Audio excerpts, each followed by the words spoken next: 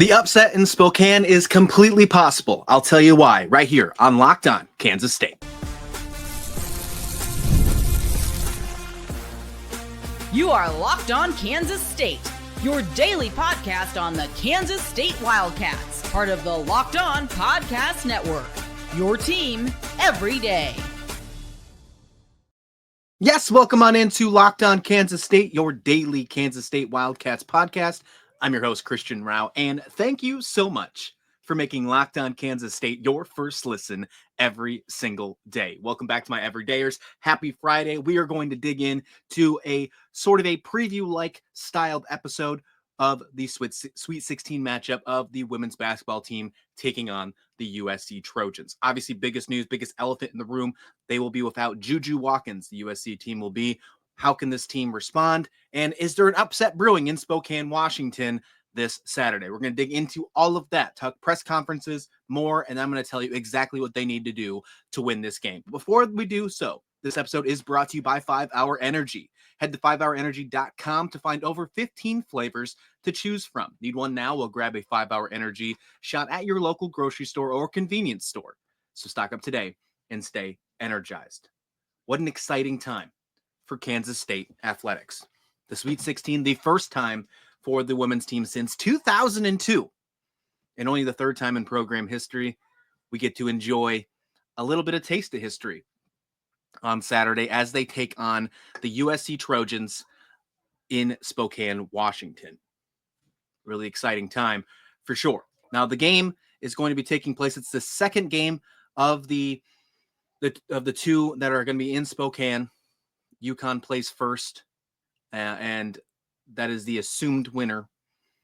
I believe they take on, I should have that in front of me. I don't remember who UConn plays in this one. I'll get back to you on that. But 7 o'clock Central Time is when the tip-off happens. 5 o'clock Spokane time is when that tip-off will happen between Kansas State and USC.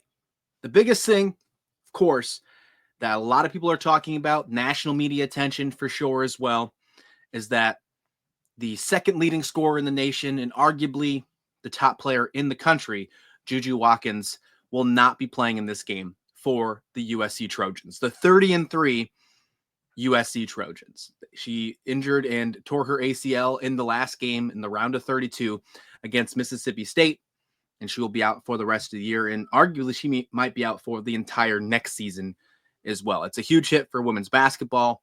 She's going to be a great asset and great athlete, probably one of the top athletes that we see in the WNBA in years to come. I have a feeling we're going to be talking about Juju Watkins and Caitlin Clark, and hopefully we can see Serena Sundell and Ayoka Lee in that conversation down the road as well. I do think that it's a great time to be a women's basketball fan. So jump on board if you haven't already. Perfect time to do so is this Saturday as Kansas State takes on USC. So obviously there is a room for a potential upset, right? And I would have said this same thing without the Juju Watkins injury, but it does change some things. There's no doubt about that. And I don't want to come out on this show and say that Kansas State can win this game because Juju Watkins is hurt, because that is not what I'm getting at. Because if you actually go back and watch the USC Mississippi State game, Juju Watkins only played in, I believe, 5 minutes of play. She got hurt very early in that game. And they still beat the ninth seeded Mississippi State 96-59. They are a great squad overall. Just because they're missing Juju Watkins does not mean that we should forget that this team went 30-3, went and won the Big Ten outright in the regular season, wound up losing to UCLA in the Big Ten championship game, but is a very good basketball program with or without Juju Watkins. So there are going to be some hurdles and there are going to be some things that Kansas State is going to have to overcome to get this win, even without the best player on the court. Kiki Iriafen, I think that's how you pronounce her name, scored 36 points in that matchup against Mississippi State. Went 16 for 22 in the field goals, 4 for 4 from the three-point line. She also had 9 rebounds. She was all over the court. She was outstanding once Juju Watkins left the game. Now, she is their best shooter, not by points, but overall most efficient shooter on the entire team. She shoots almost 50% on the season. I mean, she is very good. Actually, I take that back. I think she's over 50%. Yeah, 50.6% from the field. So she's making over half of her shots. And you have to expect that she's going to take a bigger step once again this Saturday. Now, Kansas State has the opportunity to shut her down. Very good defenders on Kansas State's team. If they can do that, then I think they stand a good chance. But it's not the only thing that is going to get in Kansas State's way. This team is deep. Just like Kansas State, this team is a deep squad. Now, if you look at the box score from the USC Mississippi State game, they went super deep in this one. They went and throughout their entire bench, they went 13 players deep. That won't happen in the Kansas State game because this game's not going to be a 40-point loss. It's not. Kansas State is going to hang in with the Trojans all the way. And just like I said, and just like this thumbnail says on this episode, there's an upset brewing in Spokane. The Kansas State Wildcats can win this game, and I believe will win this game if they can find a way to shut down Kiki and rebound. That's the two biggest things. Win the rebounding battle and shut down Kiki Iriafen. I think that's a solid way to start. Now, there are some more things that could help them, and we'll dig into some of those other metrics here in just a second, but let's get to the bread and butter. That is the biggest way to stop USC now without Juju Watkins on the court. This will be the first time that Juju Watkins does not start or play for them all season, and we heard about it in the press conference as well when they were kind of talking to Coach Mitty about how do you prepare for a team without Juju Watkins. He even admitted it's not very easy to do so because there's not much film, with the exception of this past game against Mississippi State, where she's not on the court for valuable minutes. So that's one aspect. I'm sure that they studied the crap out of that last game because that's where they're the most fresh. That's exactly where they're at. They'll have to look at a couple different rotations throughout the season. I'm sure the coaching staff did a fantastic job scouting this game, and I have no doubt in my mind that this team is absolutely prepared. There's a big reason behind why Kansas State can upset this team. There's a huge reason why Kansas State is in the perfect spot to do so, and I don't think any other team is in a better spot because they have gone through this before. This program has had to deal with the exact same situation that USC is dealing with right now with their star player. Ayoka Lee went out and was injured in past seasons. Even this season, they were without Ayoka Lee. They found a way to bounce back. They found a way to get better because of that. And now they are a much better team heading into the tournament. You can't go through that entire process in 3 days' time. USC lost Juju Watkins just last weekend. They can't find a way to become a better team. Although they're a great team, they can't find a way to be a better team without Juju Watkins in just that small amount of time. Kansas State knows what it feels like to be without one of your best players, if not the best player on the court in Ayoka Lee, and finding a way to overcome. Multiple seasons has proven that. They also know how it feels to be doubted because they don't have Ayoka Lee on the court. Kansas State is in the perfect scenario right now to be able to handle both sides of this situation. They have to make sure that they don't have too big of a head walking into this one saying we can win because Juju's not there. They know exactly what that team is feeling right now. That USC team wants to win this game even more because they want to prove to everyone that they are just as good as they have been all season long, with or without the best player in the nation. That's exactly what they want to do. That's exactly what Kansas State wanted to do when Ayoka Lee was on the bench. Healing, recovering, rehabbing. You know that's what USC wants to make happen in this one. And dare I say, USC is going to want to try and make a statement out of Kansas State. They cannot make that happen. And they won't make it happen if they make sure that they follow a couple things as we dig into it on this show. We're all about the stats because numbers don't lie. And when it comes to the all-new Nissan Armada Pro 4X, numbers are on an MVP level. With the ability to tow up to 800 and 500 pounds It can quite literally carry the whole team, plus the gear, wherever you need to go. It's powered by a twin turbo V6 engine, delivering the strength and performance to handle highways, back roads, and everything in between. And with room up to 8 people, the Armada Pro 4X is built for big crews, big adventures, and even bigger memories. Whether you're exploring off-road trails or rolling up to the arena, the Armada Pro 4X brings power, versatility, and style wherever you go. So take adventures to new heights in the all-new Nissan Armada Pro 4X. Learn more at nissanusa.com. This episode is also sponsored by FanDuel. March Madness is here, and FanDuel is giving you the chance to get in on the action like never before. Right now, new customers can get $200 in bonus bets when your first $5 bet wins. That's 200 extra bucks to use on everything from buzzer beaters to Cinderella stories, and even who's cutting down the nets. With tournament games happening almost every day, there's something exciting to bet on. And the FanDuel app is simple to use. And when I win, I get paid instantly, no waiting around. What a good feeling to have for that. So visit FanDuel.com and get in on the college hoops action all tournament long. That's FanDuel.com. And thank you for making Locked On Kansas State your first listen every single day. I truly appreciate it. For your second listen, no better time than to check out Locked On College Basketball. Isaac Shade, Andy Patton, they have you covered. March is here, folks. We are well into the thick of it. And there's no better time to be the most informed college basketball fan out there. Check out Locked On College Basketball anywhere you listen to your favorite podcast and on YouTube. We're talking the women's basketball here because they're heading to the Sweet 16. First time since 2002, third time in program history, and they're going against a tough team. They're going against the USC Trojans. USC, obviously, without Juju Watkins. I think that's probably the last time I'll say that. Maybe not, just because it's such a big storyline. But I don't want to make it the entire story, because I'm sure ESPN, I'm sure if you have the commentators on for that game, they're going to talk about it the entire time, especially if Kansas State gets ahead in this win. Well, what would have happened if they didn't have, or if they would have had Juju Watkins on the court? That doesn't matter. That doesn't matter. That's exactly what Kansas State has to remember heading into this one. There's a really nice press conference just a few days ago before they headed out to Spokane.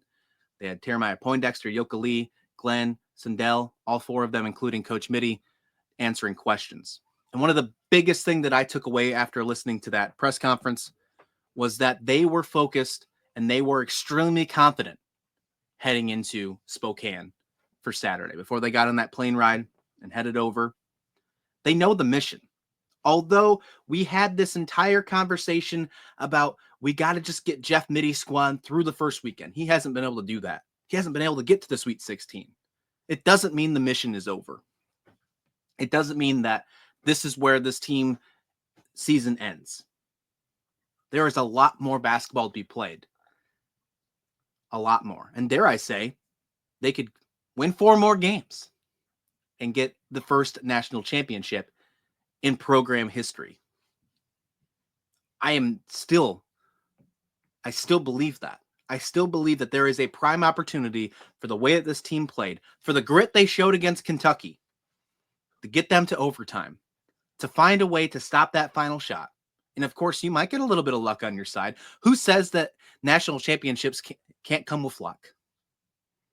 They definitely had that opportunity and definitely had those come at you, those luck things happen in the game against Kentucky. But there's going to be some things that obviously Kansas State's going to have to improve on as well. That game in Kentucky was so close. Don't get me wrong. It was a great game. And it arguably might be the best game of the tournament when it's over. Now, there was a double overtime game last week as well. There was some really great basketball games. I mean, we've seen some great stuff in the Sweet 16 on the men's side already. But I do think that this overtime game going down to the final shot between Kansas State and Kentucky was absolutely electric. Temira Poindexter went 8 for 17 from the field, 8 for 15 from the three-point line, starting 0 for 5 from the three-point line, and then hit 8 after that. Went 8 for 10 after that. Can she continue that side? Can that come back out? Because if not, you might be in trouble. You got to have your shooters be able to be completely on. And if Temira Poindexter can't light it up like this, there might be some issues. Now, I'm not saying she has to drain 8 threes for them to win this game. But I think you got to start off a little stronger than what you did against Kentucky. That first quarter against Kentucky was a little nerve-wracking.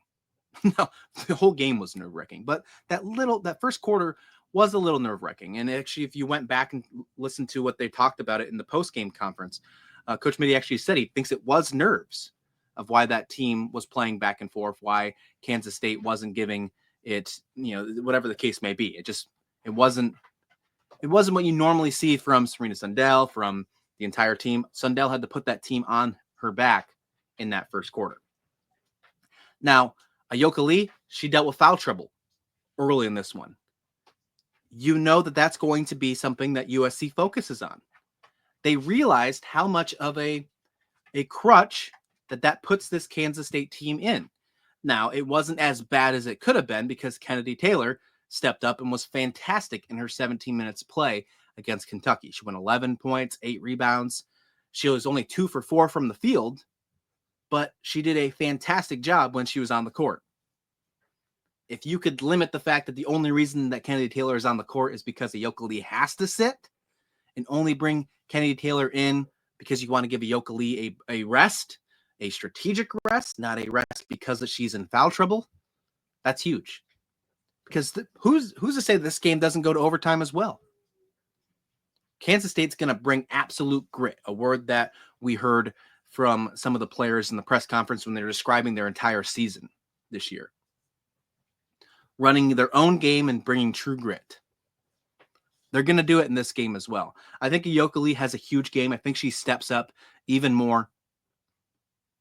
If you can find a way to keep her out of foul trouble, I think you have even better defense from her, something that she had to step back away from. She had to actually give a poor defensive performance in that second or that fourth quarter against Kentucky because she didn't want to get her 5th and final foul. If you can make sure that she's out of foul trouble, and Kennedy Taylor and her, and even Amani Lester if they decide to use her, and Maupin if they decide to use her, can all step up and be solid in the paint, that's exactly what you could do, and control the paint against USC. You no longer have to worry about one of the top players in the nation. You have one focus that you need to focus on, and Kiki. Now, there's a couple other players that were in double digits in that game as well. Again, it's not going to be the only player. There's multiple players that you can look at. Marshall had 12 points for USC. Smith had 10. Off the bench, you had Howell, who had 28 minutes and had 18 points. I'm guessing that she's going to be in the starting lineup. Now, Howell is probably going to be my pick for who replaces Juju Watkins for USC. And you also had Heckle, who had 13 points with 20 points. Howell went 4 for 9 from the three-point line. Overall, though, this team didn't shoot very good. Now, they did shoot 52% from the field, but from the three-point line, they only shot 33%. They were 8 for 24. Now, 33% is not terrible, but if you look at other things, if you look at how Kansas State shot, they shot 40% from the three-point line. They didn't shoot as great from the entire field. They only shot 40%. But you got more from the three-point line. That is where Kansas State has 8 all year long. That is where they've cooked. If they can continue to do that, have strong three-point shooting, and then also be able to control the paint with Ayoka Lee, making sure she's not in foul trouble, solid defense from Kennedy Taylor when Ayoka Lee needs a rest, this team not only wins close, or not only makes it close, they win this, I think, by, I don't want to call statement, but I think it's not a situation where we are fouling with a minute and something to go. Like they decide to run it out. Like it's almost like a good job, Kansas State. If those things can happen, if the three-pointer's solid, Sundell controls her turnovers because there's some issues with her turnovers. Okay, let's throw that in there too. Everything has to go right from this moment on. You play USC, you potentially play UConn, you potentially play UCLA, and then if you just want to throw the gauntlet in there, if you make it to the national championship, then you have the defending champion in South Carolina. If you just assume that every team wins by chalk. But Kansas State's not going to make that happen. Kansas State's going to ruin the chalk. They're going to make an upset happen in Spokane. Absolutely is going to happen. So let me give you my prediction and so much more here as we finish up this episode right here on Locked On Kansas State. Well, daylight savings snuck up on us again, and if you're feeling that lost hour of sleep, 5-Hour Energy has your back. The extra sunshine means more time for fun, but sometimes you need a little boost to power you on through. Whether you're staying up late watching this NCAA tournament, which you might have to if you're going to watch this women's game on Saturday, squeezing in for a round of golf after work, or just trying to keep up with your extra busy day, 5-Hour Energy gives you exactly what you need, quick, refreshing pick-me-ups whenever you need it. As I've said, I've been staying up lately and watching these basketball tournament actions late every single weekend. I love it. I love the action. 5-Hour Energy helps me get ready to go and gives me that pickup for the next day. So head to 5hourenergy.com, find over 15 flavors to choose from, and including watermelon, blue raspberry, and my personal favorite, who I always have stashed in my drawer, peach mango. You can even build your own 12-pack or 24-pack and get it delivered right to your door. If you need one now, go with the 5-Hour Energy shots. If you need one of those, go to your local grocery or convenience store. They're everywhere. So stock up today and stay energized. That's 5-Hour Energy. It's a great feeling just knowing that you get to go to the Sweet 16. And the fact that the men's team didn't have a great year, didn't even make the tournament. We're still waiting on spring ball for college football to start. That's happening towards the end of next week, which we are going to dig into more coverage here. We got a huge April set up for you. We had a huge March already. Thank you so much. This is the most viewed month that we've had so far on this channel. I thank you so much. We are only getting stronger, and we are very close to 800 subscribers. So if you haven't already, click that subscribe button and join the Locked On Kansas State crew. Really enjoy it to have you here. And the comments have been so fun as well. Really enjoy having the conversation with you guys every single day. The women's basketball team, though, after beating Kentucky in overtime 80-79, will take on USC in Spokane on Saturday for to me, what I think is going to be an epic Sweet 16 battle. I think it's going to be an absolute epic Sweet 16 battle. We've seen some interesting things happen in the Sweet 16. As I'm recording right now, there was, I think, just one game that's gone final, North Carolina and Duke. The final score for that one, 47-38. I mean, just when I looked at it, I thought it was a halftime score. I was wild that it said it went final. And both teams shot dreadfully.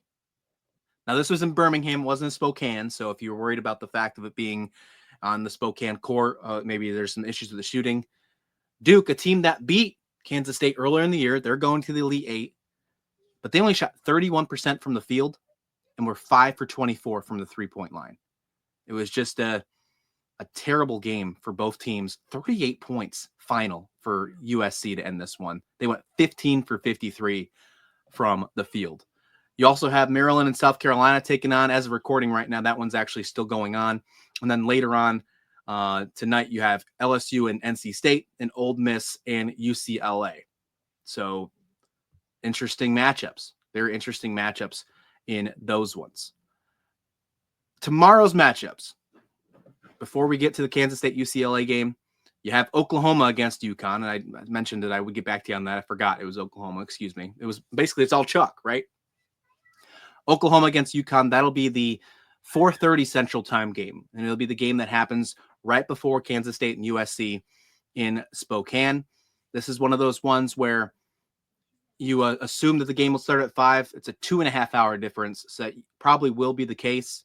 Usually when they line them up in 2 hours difference, you always have a delay in the action with the tip-off. So I would expect a 7 o'clock Central tip-off for Kansas State and USC, 5 o'clock local time if you're in Spokane listening to this one. So I expect it probably to end or begin on time, excuse me. They are the final game. Kansas State will be the final team that can punch their ticket to the Elite Eight. Every other game will be done. It'll be a standalone game on ESPN. What a better time than to watch Kansas State punch their ticket to the Elite Eight after beating USC. They can do it in a standalone game on arguably the biggest sports network in the country. I don't think that's a far-fetched thing to say. The two early games, TCU, Big 12 team, will take on Notre Dame. That one's going to be noon Central Time. That one's actually on ABC. And then right after that at 2:30 Central Time, you get Tennessee and Texas. I think that Kansas State can win this game. I really do. Now, Ayoka Lee mentioned something in the press conference that they have to worry about focusing on rebounding and focusing on transition. USC is very good at scoring in transition. She mentioned something around 24% is where they get their transition points.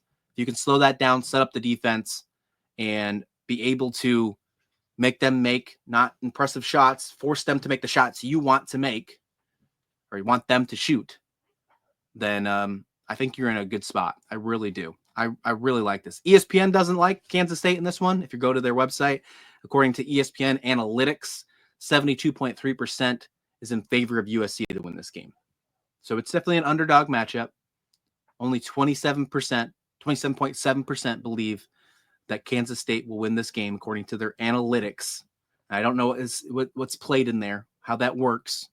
And I don't know if that number is rose or gone down since the injury to Juju Watkins. I don't know. I would assume it's probably gone up just a little bit, maybe to get the fans over at the betting things all excited. Our friends over at FanDuel, though, I've punched a ticket a long time ago for Kansas State to win the national championship. I believed in this team for a very long time. I put that ticket in before the Ayoka Lee injury, and I know just watching them build up how they've looked, I think they can do it. I think they can take care of business against the USC, and I'm excited for what's to come in the Elite Eight and hopefully the Final Four. So I'm going with Kansas State to win this one. I think it's going to be a high-scoring matchup, though. Even without a player like Juju Watkins, I still think it's going to be high-scoring. I think you got to get at least 80 points in this one, something that they just wound up getting in Kentucky by one, just 80 to 79, right? I'm going to go with Kansas State wins this one. I'm going to go 84 to 80. I think 84-80 is a good solid win for me here. That's where I'm putting my prediction. So let me know your thoughts in the comment description below. Who you got winning this one in Spokane? Kansas State Wildcats, can they get to the Elite Eight? Can they make it happen against a USC Trojans team who are going to want to play with that chip on their shoulder? And that's exactly how they're going to treat this game. That's how their mentality is going to be. I think it might be the best Sweet 16 game of the entire weekend. We'll see what happens. I'm hoping it's not a 48-32 final or whatever that Duke North Carolina game was. But if it is, as long as Kansas State's on top, I'm happy. I'm okay if my prediction's wrong, if it's just the score that's wrong. I just don't want it to be the victor. Let's make sure Kansas State gets that win. And we'll be back here to talk about it. We'll probably actually go live after the game here on the channel, so be sure you tuned in. You can set the little bell for reminders or whatever the case may be. You'll see it scheduled on YouTube, and then we'll post that right on the audio feeds right after the live feed. So thank you so much for listening. We'll be back here again tomorrow with more coverage of Locked On Kansas State. Everything you need to know about Kansas State, you can find it right here. So be sure to hit subscribe and so much more. This has been Locked On Kansas State.